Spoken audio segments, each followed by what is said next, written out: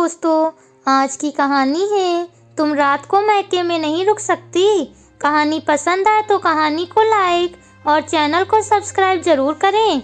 चलो अंजलि, देखो ना कितनी देर हो गई, 10 बजने वाले हैं।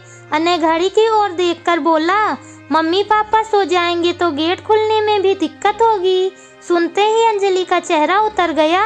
हमेशा यही होता है, जब भी मायके में कोई फंक्शन होता सुबह से तो भेज देता अनय अंजलि को मायके, लेकिन रात में बिल्कुल भी नहीं रुकने देता।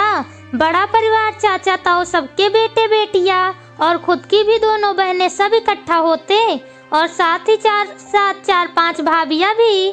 काफी बड़ा परिवार, हर महीने कोई ना कोई प्रोग्राम होता ही रहता। अंजलि का बड़ा मन करता कि वो भी रात में सबके साथ बैठकर मस्ती करे, लेकिन अनय को पता नहीं क्या जहां 10 बजते बस घर वापस जाने की धुन सवार हो जाती। और ऐसा भी नहीं कि घर अकेला हो, क्योंकि घर पर मम्मी पापा भी साथ रहते थे। और कुछ नहीं, बस सिर्फ एक जिद थी। सुनैना जी समझाती भी अनय को कि वैसे न छोड़ो मायके में अंजलि को, लेकिन जब वहाँ काम काज हो तब तो छोड़ दो। आखिर अंजलि का भी दिल करता होगा सबसे मिलने और बात करने का। दिन तो काम करने में ही निकल जाता है, रात को ही सब बैठते बात करते हैं। मायके से आने के बाद अंजलि का उदास चेहरा उन्हें बिल्कुल भी नहीं सुहाता। आखिर वो भी एक औरत थी, मायके के प्रति क्या भावनाएं होती हैं बहुत अच्छी तरह से समझ सकती थी। बहुत दुखी मन से उठी अंजलि। मायका और ससुराल एक ही शहर में होने का बस यही दुष्ट परिणाम है कि मायके में रुक ना सको। आंखों में आंसू छलछला आए। सब लोगों ने कहा, लेकिन अनय राजी ही नहीं हुआ। क्या करेगी, रात में रुककर सिर्फ बातें ही तो करना है, सुबह जल्दी भेज दूंगा। अंजलि अपने ससुराल वापस आ गई। तुम फिर अंजलि को वापस ले आए, मैंने कहा था कम से कम उसको भतीजे की शादी में तो रुक लेने देते। पता नहीं इस लड़के की बुद्धि में क्या शुमार है। अंजलि का उतरा हुआ चेहरा देखकर सुनैना भी दुखी हो गई। आखिर वो भी 3 बेटियों की माँ जो थी। क्या माँ, आप भी शुरू हो गई? उन लोगों से कह आया हूँ कि सुबह जल्दी भेज दूंगा।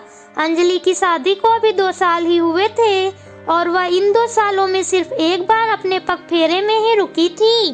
के बाद अनय ने उसे कभी छोड़ा ही नहीं। वो भी अनय की खुशी के लिए चली आती, लेकिन जब मायके में सब लोग एक साथ इकट्ठा होते तब बहुत उदास हो जाती।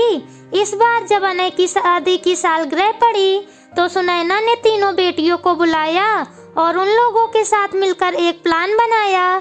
जब सब कुछ हो गया तो तीनों बहनें अपने ससुराल वापस जाने लगी। अनय ने कहा, दीदी आप लोग कहाँ जा रही हो? जल्दी मैं आप लोगों को नहीं जाने दूंगा। आपको तो पता ही है कि हम लोग रात में ही बैठकर कायदे से बात कर पाते हैं। ऐसे तो पता ही नहीं चलेगा कि आप कब आई और कब गईं। क्या बताऊं, तुम्हारे जीजू इसी शर्त पर लाए थे कि रात को ही वापस निकल लोगी। जब हमने हाँ बोला तभी तैयार हुए। हाँ बिल्कुल, हम लोगों को रात में ही वापस जाना है। क्या करेंगे ये लोग रात में रुककर?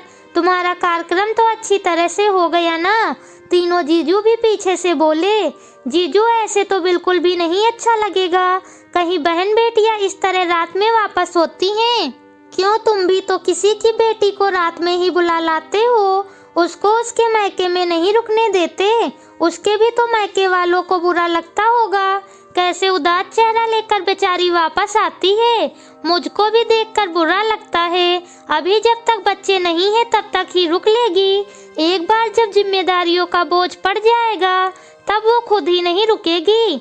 सुनैना जी ने भी मौका देखकर बोल ही दिया। तभी अनय को एहसास हुआ कि माँ बिल्कुल सही कह रही हैं।